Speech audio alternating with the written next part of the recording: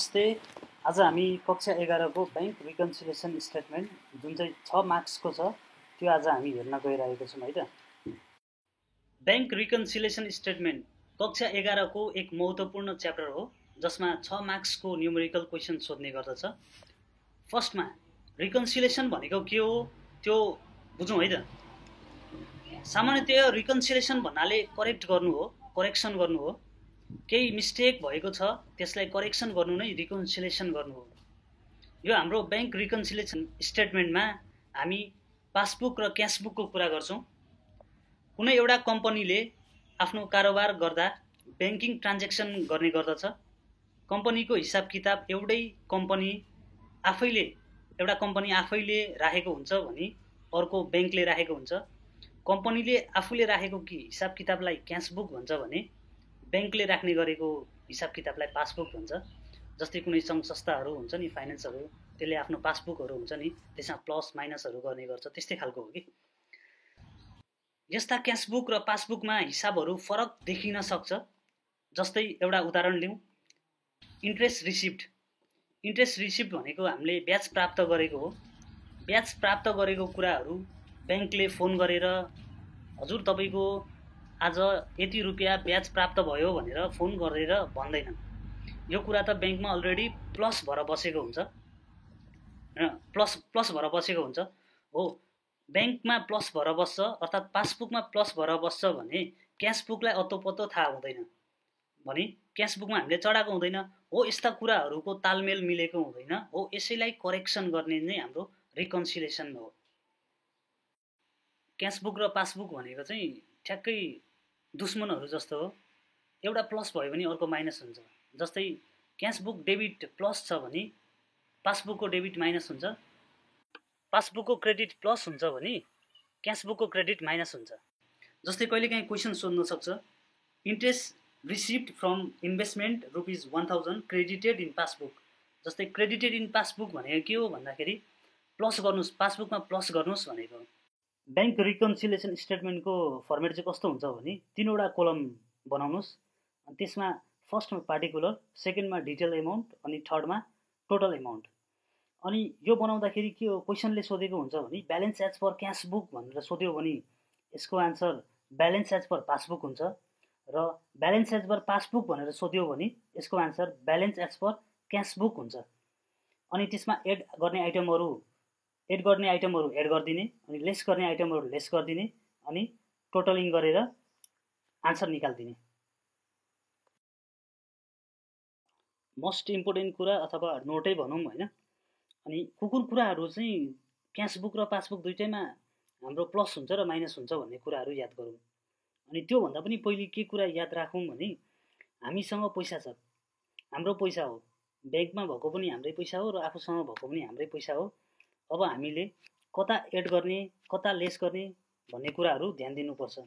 जस्तै फर्स्ट नम्बरमा छ हाम्रो चेक इस्युड भनेको चेक काट्नु हो भनेको तपाईँको पैसा खर्च हुँदैछ। चेक इस्यु कसैलाई इस्यु गर्दै हुनुहुन्छ भने तपाईँको आफूसँग भएको पैसा के हो, घट्दैछ भने के गर्नुहुन्छ, आफ्नो खाता अर्थात् क्यासबुकमा माइनस गर्नुहुन्छ होइन। त्यस्तै अब अर्को छ चेक पेड अथवा डिपोजिट इन्टु ब्याङ्क भन्छ, अथवा कलेक्सन पनि भन्छ। यो भनेको के हो, तपाईँले चेक डिपोजिट गर्दै हुनुहुन्छ ब्याङ्कमा भनेपछि तपाईँको पैसा बढ्यो भने के गर्नुहुन्छ, तपाईँ प्लस भनेर गर्नुहुन्छ कि हुँदैन, थप्नुहुन्छ नि हो। त्यस्तै तपाईँले यदि ब्याङ्कमा डिपोजिट गर्दै हुनुहुन्छ भने ब्याङ्क भनेको हाम्रो पासबुक भयो, पासबुकमा प्लस अब एमाउन्ट राख्नुहुन्छ। अनि अर्को भनेको तपाईँको एक्सपेन्सेस खर्चहरू भनेको के हो, हाम्रो पैसा खर्च हुँदैछ, सबै एक्सपेन्सेसहरू हाम्रो खर्च हो, खर्च जहिले माइनस हुन्छ, त्यसलाई माइनस गरिदिने, जता खर्च भएको छ त्यतै।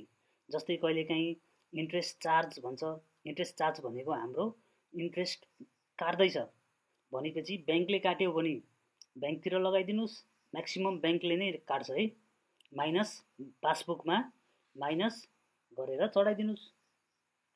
अनि त्यस्तै अर्को इन्ट्रेस्ट रिसिप्ट भन्छ। इन्ट्रेस्ट रिसिप्ट भनेको के हो त भन्दा तपाईँले ब्याज बापत पैसा पाउँदै हुनुहुन्छ, ब्याजको रूपमा पैसा पाउँदै हुनुहुन्छ भने पैसा पाउँदै हुनुहुन्छ भने प्लस गरिदिनुहोस्, पैसा जान्छ भने माइनस गरिदिनुहोस्। यो एउटा बेसिक कन्सेप्ट राख्नुहोस् है। अब डिभिडेन्ड कलेक्टेड भन्छ, तपाईँको इन्कम हो, प्लस गरिदिनुहोस्। इन्ट्रेस्ट रिसिप्ड भन्छ, इन्ट्रेस्ट रिसिप्ड भनेको प्लस हो होइन, तपाईँको आम्दानी हो। अनि अर्को कुरा डेबिटेड ब्याङ्क ब्यालेन्स भन्यो, अघि पनि मैले कुरा गरेँ यो डेबिटेड ब्याङ्क ब्यालेन्स भन्यो। ब्याङ्क ब्यालेन्स डेबिटेड भनेको पासबुकको नेगेटिभ साइड हो, अर्थात् माइनस हो। क्रेडिटेड ब्याङ्क ब्यालेन्स भन्नुको अर्थ पोजिटिभ हो, तपाईँको प्लस गर्नुपर्छ ब्याङ्कमा अथवा पासबुकमा। जस्तै कहिलेकाहीँ तपाईँहरूको मोबाइल फोनमा आउँछ नि, your balance has been credited भनेर।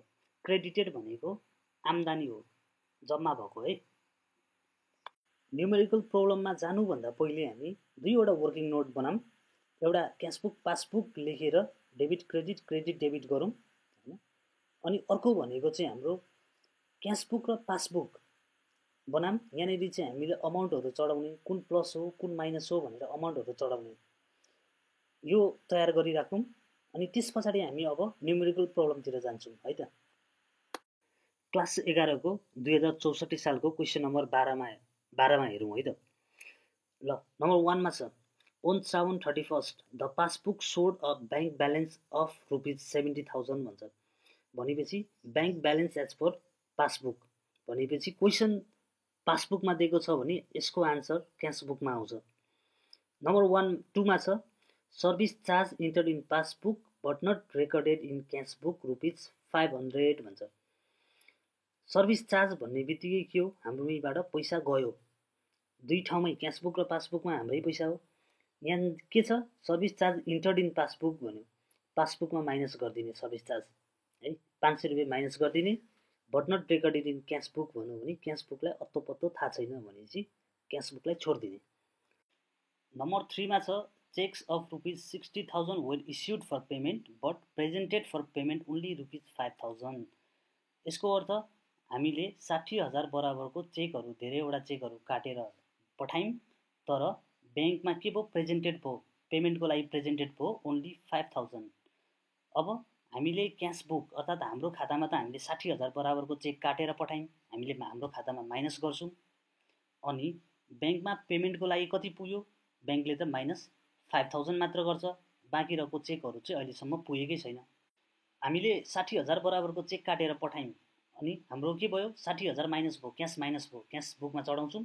ब्याङ्कमा अब हाम्रो पैसा छ नि, जुन पैसा छ ब्याङ्कमा चाहिँ रिप्रेजेन्ट भएको भनेको कति हो, 5,000 मात्र प्रेजेन्ट भएको छ, अर्थात् ब्याङ्कबाट हाम्रो 5,000 मात्र घटेको छ अहिले, त्यही भएर हामीले पासबुकमा 5,000 मात्र घटायौँ। नम्बर 4 मा छ, cheques sent for collection but not deposited by bank ₹80,000 भन्छ। अब सामान्यतया बुझ्नुपर्दा डिपोजिट भनेको हाम्रो प्लस एमाउन्ट हो। हामीले डिपोजिट गर्दा हाम्रो क्यास बढ्छ, क्यास बढ्ने भएकोले गर्दाखेरि अब हामीले डिपोजिट गर्न पठायौँ, कलेक्सन गर्न पठायौँ भने हामीले हाम्रो खातामा +80,000 भनेर चढाउँछौँ। क्यासबुक, हाम्रो खाता भनेको क्यासबुक, ब्याङ्कले तयार गर्ने भनेको पासबुक। अनि अब ब्याङ्कमा के भयो भन्दा but not deposited by bank ₹80,000 भन्छ। ब्याङ्कले त डिपोजिटै गरेको छैन भनेपछि ब्याङ्कलाई अत्तो पत्तो थाहा छैन भनेपछि ब्याङ्कमा त्यतिकै खाली छोडिदिने। नम्बर 5 मा छ, insurance premium paid by bank but not entered in cashbook ₹3,000। Insurance premium भनेको खर्च हो, कसले पेड गर्यो, ब्याङ्कले पेड गर्यो भनेपछि हाम्रो पैसा माइनस भयो, क्यास माइनस भयो ब्याङ्क पासबुकबाट भनेपछि हामीले 3,000 माइनस गरिदिने। तर के भयो, क्यासबुकमा इन्टर्डै भएको छैन भनेपछि क्यासबुकलाई छोडिदिने, जस्ताको त्यस्तै है, खाली छोडिदिने। क्वेसन नम्बर 6 मा जाउँ, interest on investment collected and credited by bank but not recorded in cashbook ₹1,000 भन्छ। इन्ट्रेस्ट ओन इन्भेस्टमेन्ट भनेको हाम्रो के हो, आय स्रोत हो, इन्ट्रेस्ट आयो इन्भेस्टमेन्टबाट भनेपछि के हो, हामीलाई त ब्याङ्कले फोन गरेर भन्दैन तपाईँको इन्ट्रेस्ट अन इन्भेस्टमेन्ट चाहिँ यति रुपियाँ छ, हामीले चढाइदिउँ है भनेर भन्दैन। यो चाहिँ ब्याङ्कमा उनीहरूले अलरेडी इन्ट्रेस्ट राखिदिइसकेको हुन्छ। त्यो भएर के भन्छ भने interest on investment collected and credited by bank, ब्याङ्कमा क्रेडिट हुनु भनेको पासबुकमा प्लस हुनु हो, र but not recorded in cashbook भन्छ, क्यासबुकमा अत्तो पत्तो थाहा छैन, त्यही भएर हामीले +1,000 पासबुकमा गर्ने, क्यासबुकलाई अत्तो पत्तो थाहा नभएको कारणले क्यासबुकलाई त्यत्तिकै छोडिदिने। हामीले यति गरिसके पछाडि हाम्रो 90% काम सकिसक्यो। अब 10% काम भनेको हामीले अलिकति यहाँ अब कुनलाई एड गर्ने कुनलाई लेस गर्ने भन्ने कुरा छुट्याउने हो। अनि त्यस पछाडि ब्याङ्क रिकन्सिलेसन स्टेटमेन्टमा हामीले एड र लेस गर्ने हो। अब मोस्ट इम्पोर्टेन्ट कुरा भनेको के छ भने क्वेसनले के भन्छ, क्वेसनले ब्याङ्क ब्यालेन्स अथवा the passbook showed a bank balance भन्छ कि क्यासबुक सोड अ ब्याङ्क ब्यालेन्स भन्छ, त्यो कुरालाई ध्यान दिने। अब कुन कुरालाई फोकस गरेको छ सो हेर्ने, 1 नम्बरमा नभए 2 नम्बरमा, 2 नम्बर नभए 3 नम्बरमा, होइन 4 5 हेर्ने। त्यहाँनिर passbook showed a bank balance अथवा क्यासबुक सोड अ ब्याङ्क ब्यालेन्स दिएकै हुन्छ। अनि अहिलेको हाम्रो क्वेसनले के भनेको छ भने on Shravan 31st the passbook showed a bank balance of ₹70,000 भनेको छ भने पासबुकलाई कट्टा गरिदिने, पासबुकलाई काटिदिने र पासबुकमा भएको नेगेटिभ छ भने जस्तै -500 यहाँनिर छ, यसलाई क्यासबुकमा लगेर +500 लेख्ने। अब अर्को नम्बरमा छ -5000 छ, -5000 लाई उता लगेर +5000 लेख्ने। अब के भयो 60,000 -60,000 +5,000 भनेको हाम्रो कति भयो -55,000। यसको अर्थ हामीले लेस गर्नुपर्छ 55,000 भन्छ। अनि अर्को छ question cheque sent for collection but not deposited by the bank 80,000 छ, यो त अलरेडी क्यासबुकमा प्लसै छ, छोडिदिने त्यत्तिकै। अर्को -3,000 छ, यसलाई +3,000 बनाइदिने, माइनस छ भने प्लस, प्लस छ भने माइनस बनाइदिने। त्यस्तै अर्को हाम्रो +1,000 छ पासबुकमा, क्यासबुकतिर जाँदाखेरि -1,000 हुन्छ। यति कुरा याद गर्नुहोस् क्वेसनले के भनेको छ। क्वेसनले पासबुकबाट सुरु गरेको छ भने आन्सर क्यासबुकमा हुन्छ, त्यस्तै पासबुकलाई नै काटिदिने अनि क्यासबुकतिर लाँदाखेरि जस्ट साइन चेन्ज गरिदिने, प्लस छ भने माइनस, माइनस छ भने प्लस। अब हामी फाइनल स्टेपमा आयौँ। अब हामी हिसाब गर्न जाँदैछौँ bank reconciliation statement as on Shrawan 31st। अब हाम्रो क्वेसनले दिएको छ पासबुक सोड अ ब्यालेन्स भनेको छ, यसलाई अब हामी ब्यालेन्स एज पर पासबुक भनेर लेख्छौँ। यसको आन्सर चाहिँ के हुन्छ भने ब्यालेन्स एज पर क्यासबुकमा आउँछ है। Balance as per passbook ₹70,000। हामी टोटलमै एमाउन्ट लेख्छौँ, डिटेलमा अहिले लेख्दैनौँ। त्यस्तै अब एड र लेस गर्ने कुराहरू के छ भनेर अब हामी माथिको वर्किङ नोटमा हेर्छौँ। हाम्रो के एड गर्ने, प्लसमा छ, क्यासबुकमा के प्लस छ के माइनस छ हेर्छौँ। 3वटा आइटम हाम्रो प्लस छ 500, 8,000, 80,000 र 3,000। त्यही कुराहरूलाई हामी अब यहाँ समेट्छौँ। नम्बर 2 मा थियो सर्भिस चार्ज इन्टर्ड अथवा deposit into passbook but not recorded in cashbook ₹500। अब के लेख्ने हुन्छ नि कहिलेकाहीँ। यो अवस्थामा चाहिँ तपाईँहरूले नम्बर नलेख्नुहोस्, बाँकी रहेको क्वेसन जस्तोको त्यस्तै साथ दिँदा हुन्छ मिलाएर है। जस्तै मैले यहाँ service charge deposited in passbook but not recorded in cashbook भनेर लेखिदिएँ है। अब कति एमाउन्ट हो, हाम्रो प्लस एमाउन्ट हो, त्यही भएर डिटेलमा अब हामी +500 लेख्दैछौँ। 3वटा एड आइटमहरू छन्, तिनीहरूलाई डिटेल एमाउन्ट कोलममा चढाइदिने र तिनीहरूलाई एड गरेर टोटल एमाउन्ट कोलममा राखिदिने। अब 70,000 र 3वटा एड गरेर आएको रिजल्ट 83,500 लाई एड गरेर राखिदिने, 1,53,000। अनि त्यस पछाडि अब लेस गर्ने आइटमहरू के हो त्यो अलरेडी हामीले आइडेन्टिफाई गरेको छ। त्यो आइडेन्टिफाई गरेको कुराहरूलाई अब हामीले चढाइदिनुपर्छ है। लेस गर्नुपर्ने आइटमहरू हामीले अघि निकालेको छ क्यासबुक र पासबुक भनेर हो। त्यहाँनिर नम्बर 3 मा -55,000 र नम्बर 6 मा -1,000 छ हो। यसैलाई हामीले चढाइदिने। अब के लेखौँ भन्ने कुराहरू त मैले भनिसकेँ हैन। क्वेसनमा जे छ त्यही सार्दिनुस्, नम्बर चाहिँ नसार्दिनुस्, बाँकी रहेको जस्ताको जस्तै। नम्बर 3 को हाम्रो के छ, cheque issued but not presented for payment लेखिदिनुस्।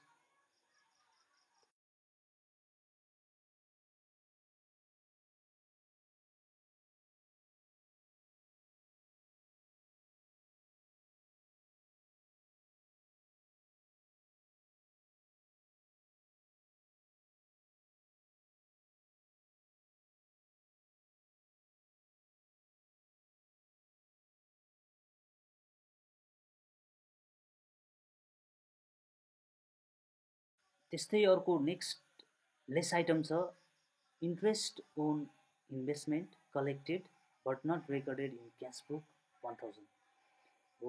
यसलाई पनि चढाइदिनुहोस्। अनि माथिको लेस आइटमहरू 55,000 र 1000 अलटुगेदर 56,000 हुन्छ। त्यसलाई टोटल एमाउन्टको मा चढाइदिनुहोस्। अब माथि रहेको छ 1,53,000 र 56,000 हो। यो दुईटालाई घटाइदिनुहोस् र आएको आन्सर नै हाम्रो ब्यालेन्स एज पर क्यासबुक हुन जान्छ।